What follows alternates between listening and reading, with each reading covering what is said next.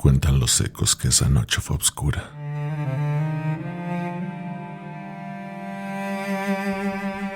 La penumbra era nuestra aliada de siempre y esa noche nos sirvió bien.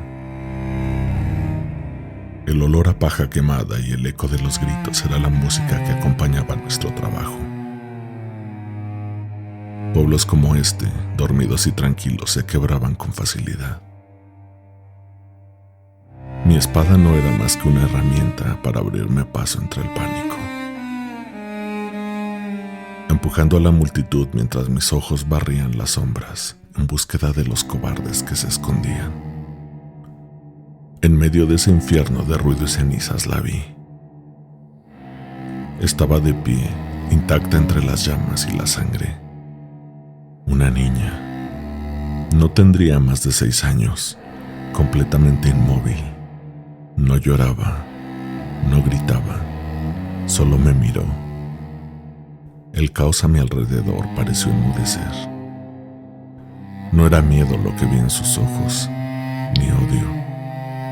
Era una lástima tan profunda que por un instante me sentí juzgado, desnudo bajo su mirada. Un frío inexplicable me recorrió la espalda, una sensación tan extraña que me hizo querer apartar la vista. La observé, paralizado por un segundo, hasta que uno de mis hombres la tomó por el brazo y se la llevó con el resto de las mujeres. El caos de la batalla dio paso al frío negocio. Conocía bien el guión, los fuertes atados para la venta, los inútiles sacrificados para no ser una carga. Hombres, mujeres y niños, todos convertidos en mercancía. El destino era claro, la ciudad de Tekal. Un viaje largo y lleno de peligros, sí, pero el brillo del oro siempre justificaba el riesgo. Lo había hecho con mi padre incontables veces. Sabía cómo quebrarles el espíritu. Los amarrábamos como bestias, encadenados. Los afortunados morirían rápido o encontrarían un dueño en el camino. El resto se iría rompiendo lentamente, suplicando por agua y comida hasta que sus voces no fueran más que un susurro.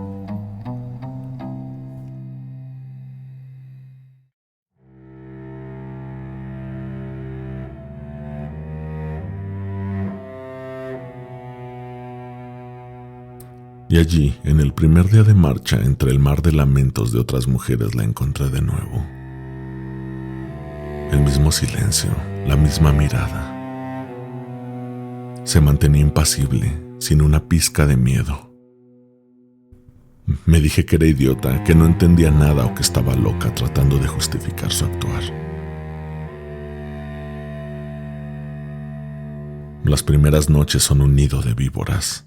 Los esclavos aún tienen fuerza y la esperanza estúpida de poder rebelarse. Por eso no les quitamos los ojos de encima.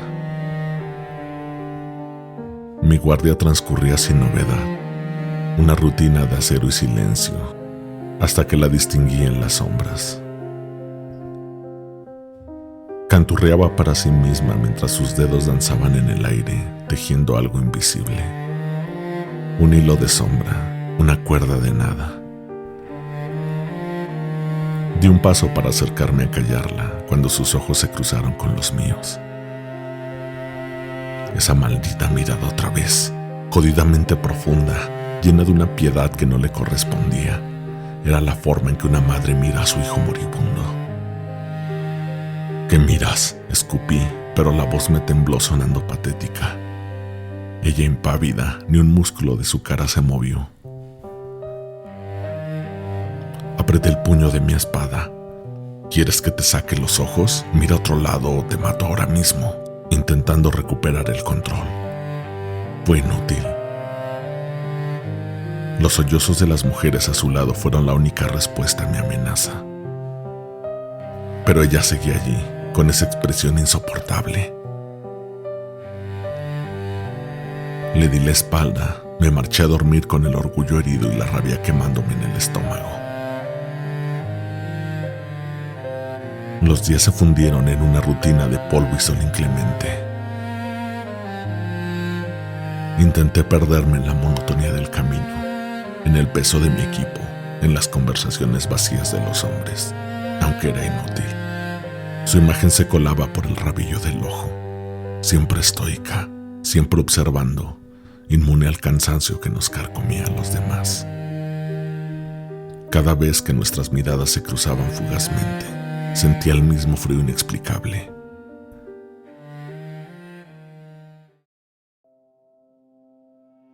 Así, entre la negación y la vigilia, nos acercamos al paso más complicado del camino. El bosque negro de Enea, un páramo sombrío de árboles muertos y secos. No había agua, no había descanso, pero el riesgo lo valía. Vender esclavos en Tekal lo redituaría.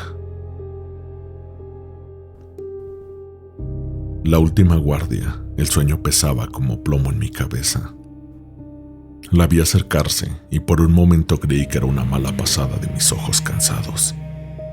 Pero la sombra tomó forma y avanzó hacia mí, libre. El instinto se apoderó de mí, salté sobre mis pies, la espada ya en mano. Un gesto automático para reafirmar quién mandaba allí. ¿Cómo demonios te has soltado?, gruñí, tratando de que mi voz sonara como la de un amo y no como la de un hombre desconcertado. No des un paso más. Se detuvo, pero no por mi orden. Sus ojos me encontraron en la penumbra y fue ella quien habló, con una voz tan delgada y cortante como un hilo. Vas a morir, afirmó como si declarara que el sol saldría por la mañana. Tú, tu padre y tus amigos serán devorados poco a poco. Hizo una pausa y yo apenas respiraba, atrapado en su calma imposible. Puedes salvarlos, concluyó. Su voz ahora un suspiro que se sentía como una orden. Solo tienes que cortar la cuerda. Reí, una carcajada sonora y burlona que se ahogó en mi garganta, porque algo dentro de mí se estremeció. Bajé la mirada para tomarla del brazo y como si siempre hubieran estado allí, de su sombra brotaban largas patas, negras y afiladas, como las de una araña enorme. Antes de siquiera poder pensar, abrí los ojos con un grito ahogado. Solo era un sueño, pero el temblor de mis manos era demasiado real.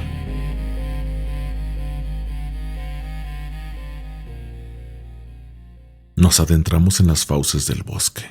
Yo me acerqué a verla, esperando que el hambre y el cansancio ya hubiera quebrado su rostro como a los demás. Pero no, nada en ella cambiaba. Tomé el látigo, estaba a punto de golpearla, de borrar esa expresión de su rostro. Pero el movimiento se quedó en el aire gracias a una ola de pánico en los caballos, que comenzaron a relinchar como si el mismo infierno se hubiera abierto paso entre los árboles. Presencié como si el tiempo se hubiera detenido solo para mostrarme cada detalle de la desgracia. El corcel de mi padre cayendo, no como una bestia que tropieza, sino como una marioneta a la que le cortan los hilos. Un grito ahogado, un peso sordo. Sus piernas quedaron destrozadas.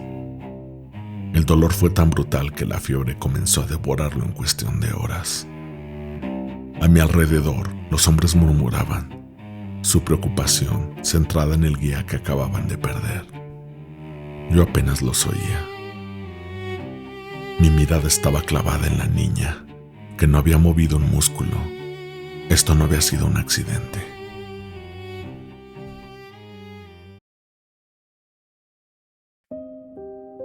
Al caer la noche, la respiración de mi padre se había convertido en un jadeo agónico, salpicado de palabras sin sentido que la fiebre le arrancaba. Una certeza helada, nacida de su advertencia, me impulsó a ponerme de pie y salir a buscarla. La encontré junto al fuego apagado, pero no estaba atada. Jugaba, tejiendo el mismo cordón inexistente entre sus dedos, mientras tarareaba esa maldita canción de cuna. La rabia me cegó. Saqué la espada, caminé hacia ella y sin dudar la atravesé. Pero de la herida no brotó sangre, sino un torrente de pequeñas arañas negras que salían como humo con hambre obscura y tangible. Retrocedí a trompicones, solo para sentir que algo invisible me sujetaba con la fuerza de una red de pesca. Una telaraña asfixiante que se apretaba contra mí con cada intento desesperado por liberarme. Me debatí como un animal atrapado. Grité y la vi surgir de la oscuridad. Era una araña colosal. Se quedó inmóvil mirándome. «Corta la cuerda». Una mano en mi hombro me arrancó de la visión. La voz de uno de mis hombres sonó lejana y rota. «Tu padre ha muerto». Me volteé de golpe, empapado en un sudor frío y el corazón desbocado. ¿Todo estaba en mi cabeza? Entré en la tienda y la realidad me golpeó con más fuerza que cualquier pesadilla. Mi padre yace allí, hinchado, con una expresión de puro dolor grabada para siempre en su rostro. Afuera, la inquietud se había apoderado de los hombres, hasta que Jose, su más cercano, tomó el control con una autoridad forzada. «Tranquilos, solo hay que seguir. En unos días saldremos del bosque», dijo con una cara que intentaba inútilmente mostrar seguridad. Mi mente estaba en otra parte. Mis manos se movieron por instinto para cavar la tumba de mi padre. Quería darle ese último respeto, pero el suelo se burló de nuestro dolor. Duro como el hierro, insensible a nuestras palas. Cada golpe era un esfuerzo agotador que apenas levantaba un puñado de tierra reseca. Al final nos rendimos, dejándolo en un hueco miserable que no protegía nada. Fue mi primer fracaso como su hijo. Abandonarlo a merced de lo que fuera que acechaba en la oscuridad de ese lugar. Con ese amargo adiós a nuestras espaldas seguimos caminando.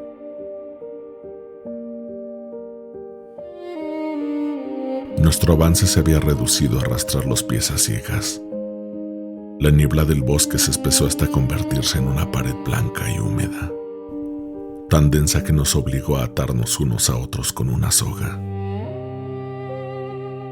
Un frágil cordón umbilical entre la vida y la nada. Apenas podíamos ver la mano frente al rostro, confiando ciegamente en la tensión de la cuerda que nos unía al guía. Y de repente, esa tensión desapareció. La soga quedó inerte. Tiramos de ella. Vino hacia nosotros, flácida.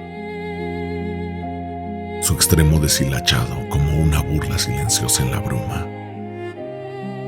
Gritamos su nombre hasta enronquecer, pero el único eco era el de nuestro propio pánico.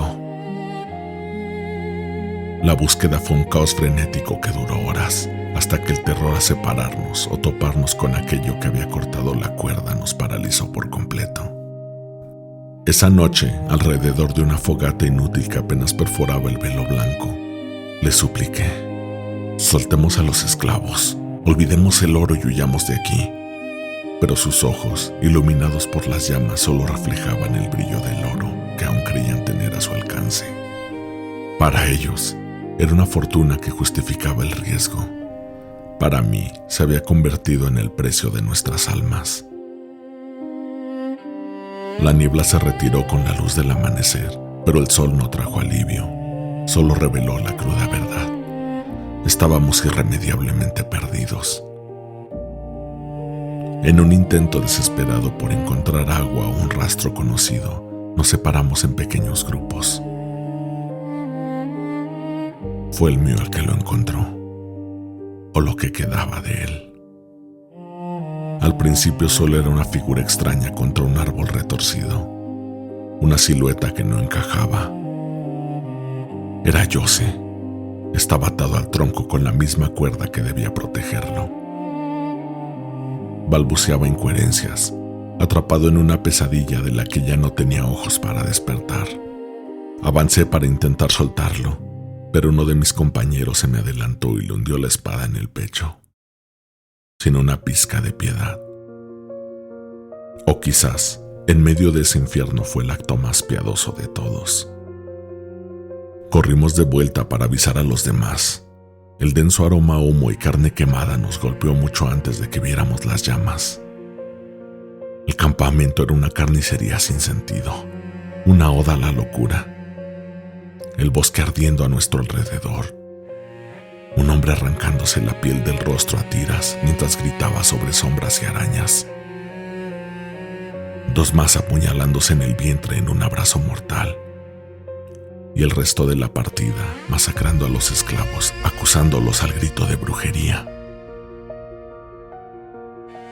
En medio de todo ese pandemonio la escuché, su voz tan clara como el silencio. Corta la cuerda. La distinguí entre las llamas, caminando hacia mí a través del fuego y la locura, completamente intacta, serena. Sus ojos no reflejaban las llamas, solo esa misma insoportable lástima. Corta la cuerda, repitió, su voz resonando en mi mente por encima de los gritos. Ni siquiera estás atada, le grité con la garganta rota por la desesperación. Ella se detuvo a un palmo de mí. Su respuesta fue un susurro que lo cambió todo. Corta tu propia cuerda. No sé por qué lo hice. Quizás fue la locura, o quizás fue la primera vez que sentí el nudo apretado alrededor de mi propio cuello. En un instante todo cambió. Me interpuse entre mis antiguos amigos y sus víctimas, desatando a los esclavos, gritándoles que tomaran a los caballos, las carretas, que huyeran sin mirar atrás. Peleé contra mis propios hombres para comprarles unos segundos de vida, una batalla inútil contra bestias enfurecidas que me llamaban brujo y traidor. Me rodearon. Sus espadas buscaban mi carne. Me defendí con la fuerza que me daba la desesperación, pero su número y su furia fueron demasiados. Una hoja encontró camino y luego otra, y de repente todo se volvió negro. Desperté en la orilla del bosque muerto de Enea, y junto a mí estaba ella, sentada, mirándome. ¿Dónde estoy?, dije con el recuerdo fresco del acero chocando, el humo y la sangre.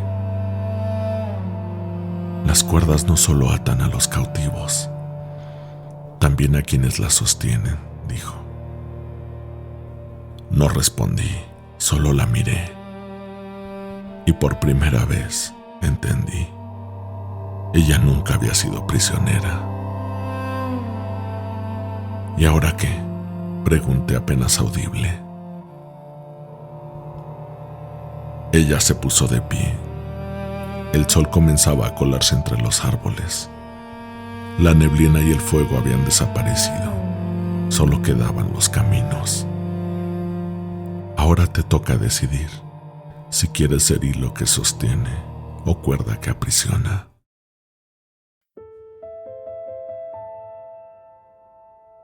Cuentan los ecos que con el tiempo, a la orilla del bosque de Enea, nació un pueblo sin nombre, donde los esclavistas desaparecían antes de cruzar los límites y los cautivos encontraban pan, fuego y silencio.